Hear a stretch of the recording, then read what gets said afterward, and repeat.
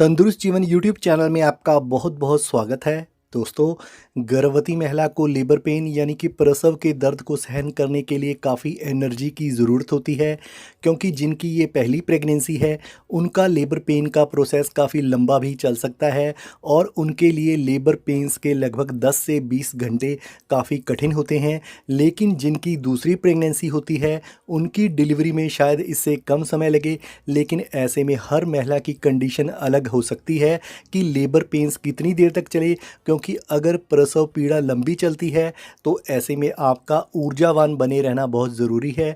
तो ऐसे में सवाल ये पैदा होता है कि इतनी लंबी ड्यूरेशन में क्या कुछ खाना पीना चाहिए या नहीं, और ऐसे में कौन सी चीज़ें खाने से प्रॉपर एनर्जी, पोषण व हाइड्रेशन मिलेगा, जिससे कि प्रसव का दर्द सहने में हेल्प मिले, दर्द कम महसूस हो और डिलीवरी आसानी से हो जाए, और ऐसे में कौन सी चीज़ें बिल्कुल नहीं खानी हैं। तो आज की वीडियो में इसी के बारे बात करेंगे। तो कंप्लीट जानकारी के लिए वीडियो पूरी देखें और अगर पसंद आए तो लाइक ज़रूर करें।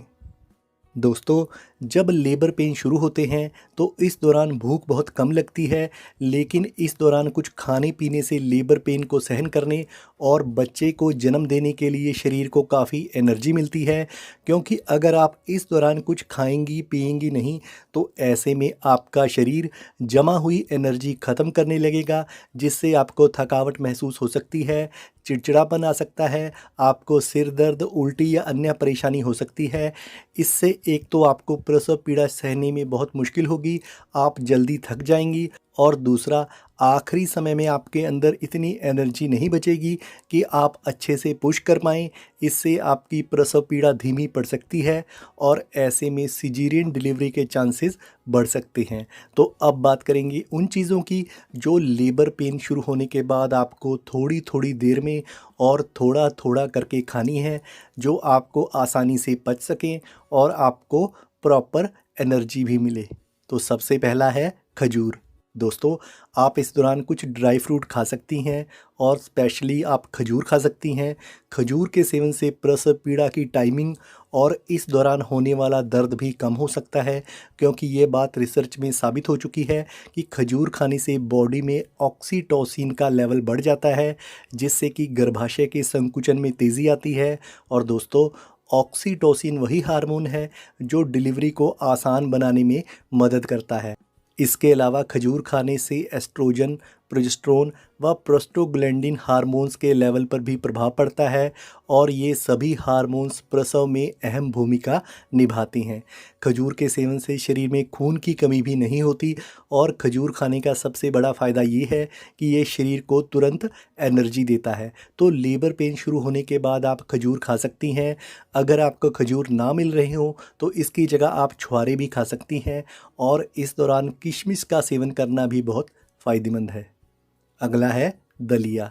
दोस्तों, जैसा कि मैं पहले भी बहुत सी वीडियो में बता चुका हूं कि प्रेगनेंसी के दौरान दलिए का सेवन बहुत फ़ायदेमंद है, लेकिन आप लेबर पेन्स के दौरान भी दूध में बना दलिया या फिर ओट्स का सेवन कर सकती हैं, और इसमें आप ताज़े फलों को काटकर या फिर कुछ ड्राई फ्रूट भी डाल सकती हैं। इससे भी आपके शरीर को प्रॉपर एनर्जी मिलती है और ये पचने में भी आसान होता है और हैवी नहीं होता। दोस्तों, ऐसे में दलिया और ओट्स खाने का एक और फ़ायदा ये भी है कि ये चीज़ें ब्रेस्ट मिल्क की सप्लाई को बढ़ाने का काम करती हैं, क्योंकि डिलीवरी के कुछ समय बाद आपको नवजन्मे बच्चे को ब्रेस्ट फीड यानी कि स्तनपान करवाना होता है। तो अगर आप लेबर पेन्स के दौरान इन चीज़ों का सेवन करेंगी तो आपके स्तनों में प्रॉपर दूध बनेगा, और डिलीवरी के बाद आप नवजन्मे शिशु को प्रॉपर तरीके से दूध भी पिला सकेंगी। फलों का सेवन। दोस्तों, आप लेबर पेन शुरू होने के बाद ताज़े फलों का सेवन कर सकती हैं, कुछ फ्रूट काट कर खा सकती हैं, लेकिन अगर आपका फ्रूट खाने का मन ना करे तो आप ताज़े फलों का जूस पी सकती हैं, क्योंकि फलों के जूस से भी शरीर को बहुत एनर्जी मिलती है। आप ऑरेंज या मौसमी का जूस पी सकती हैं, लेकिन ऐसे में अंगूर का जूस बिल्कुल ना पिएं, क्योंकि अंगूर का जूस पेट में एसिड बनाता है। पानी पीती रहें। दोस्तों, इस दौरान अपनी बॉडी को हाइड्रेट रखना भी बहुत ज़रूरी है। और जिस तरह आपने पूरी प्रेगनेंसी के दौरान ज़्यादा से ज़्यादा पानी पिया है, तो लेबर पेन शुरू होने के बाद भी आपने पानी ज़रूर पीना है। लेकिन इस दौरान पानी एकदम से ना पिएं, बल्कि थोड़ी थोड़ी देर में और थोड़ी थोड़ी मात्रा में पानी पिएं, क्योंकि लेबर पेन के दौरान मुंह भी जल्दी सूखता है। तो इसलिए आपको पानी पीते रहना है, क्योंकि पानी की कमी से डिहाइड्रेशन हो सकता है, थकान हो सकती है। और पेट में पानी की कमी से बच्चे की हार्ट बीट बहुत कम या फिर बहुत ज़्यादा हो सकती है। और ऐसे में अगर बच्चे की हार्ट बीट बहुत कम या बहुत ज़्यादा बढ़ जाए, तो बच्चे की कंडीशन के मद्देनज़र डॉक्टर को मजबूरन सिजेरियन डिलीवरी भी करनी पड़ सकती है। तो इसलिए थोड़ी थोड़ी मात्रा में और थोड़ी थोड़ी देर में पानी पीते रहना है। चाय या कॉफ़ी, दोस्तों आप इस दौरान चाय या कॉफ़ी पी सकती हैं, क्योंकि चाय और कॉफ़ी में कैफ़ीन होता है, तो इससे दर्द की संवेदना कम हो जाती है। यानी कि आपको दर्द थोड़ा कम फील होता है और साथ ही से मूड भी अच्छा रहता है।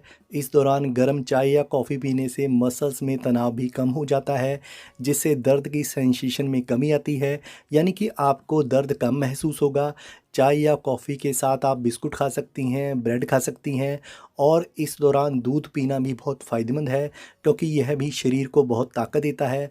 आप चाहे तो दही का सेवन भी कर सकती हैं, क्योंकि यह भी पचने में आसान होती है और मूड को बेहतर बनाती है। दोस्तों, अब हम बात करेंगे कि लेबर पेन शुरू होने के बाद आपने कौन कौन सी चीज़ें नहीं खानी हैं। दोस्तों, इस दौरान आपको फैटी, तली भुनी या भारी भोजन का सेवन नहीं करना है, क्योंकि लेबर पेन के दौरान आपको वैसे ही उल्टी आने का मन करता है। ऐसे में अगर आप बहुत ज़्यादा हैवी भोजन खा लेती हैं, तो इससे उल्टी होने की संभावना और ज़्यादा बढ़ जाएगी। दोस्तों, लेबर पेन के दौरान वैसे भी सांस तेज़ तेज़ चलती है, और ऐसे में अगर उल्टी होती है तो आपकी सांस और फूल सकती है। इसके अलावा कुछ लोग कहते हैं कि लेबर पेन के दौरान गर्म देसी घी का हलवा या फिर गर्म दूध में देसी घी डालकर पीने से भी डिलीवरी जल्दी हो जाती है। लेकिन आपको ऐसा नहीं करना है और ऐसी हैवी चीज़ें नहीं खानी हैं, क्योंकि एक तो ऐसी चीज़ें जल्दी पचती नहीं हैं, और दूसरा इससे आपका पेट फूल सकता है। ऐसे में लेबर पेन्स बढ़ने के दौरान आपको उल्टी आने के चांसेस भी बढ़ सकते हैं। और ऐसे में अगर उल्टी आती है तो पानी की कमी हो सकती है, गला सूख सकता है और आपके शरीर का एनर्जी लेवल कम हो सकता है। बॉडी में एनर्जी लगातार कम होने से लेबर पेन सहने में आपको बहुत मुश्किल आएगी, या फिर आखिरी समय में जब आपको ज़ोर लगाना होता है, पुश करना होता है, तो उस समय भी काफ़ी ताकत की ज़रूरत पड़ती है। तो ऐसे में आप पहले ही बहुत ज़्यादा थक जाएंगी। लेकिन अगर आप दूध में देसी घी डालकर पीना चाहती हैं, तो 1 चम्मच से ज़्यादा देसी घी दूध में ना डालें, पर आप ऐसे में ज़्यादा हैवी और ज़्यादा तली भुनी चीज़ें बिल्कुल ना खाएं। लेकिन दोस्तों, आपको जो मैंने पहले चीज़ें बताई हैं, उन चीज़ों को आप थोड़ी थोड़ी मात्रा में और थोड़ी थोड़ी देर में ज़रूर खाते रहें। इससे आपको लेबर पेन सहने के लिए प्रॉपर एनर्जी मिलेगी, लेबर पेन की टाइमिंग भी कम होगी, आपको ज़्यादा परेशानी भी नहीं होगी और डिलीवरी में भी आसानी होगी। तो दोस्तों, अगर आपको वीडियो अच्छा लगा हो तो चैनल को सब्सक्राइब करना मत भूलिए।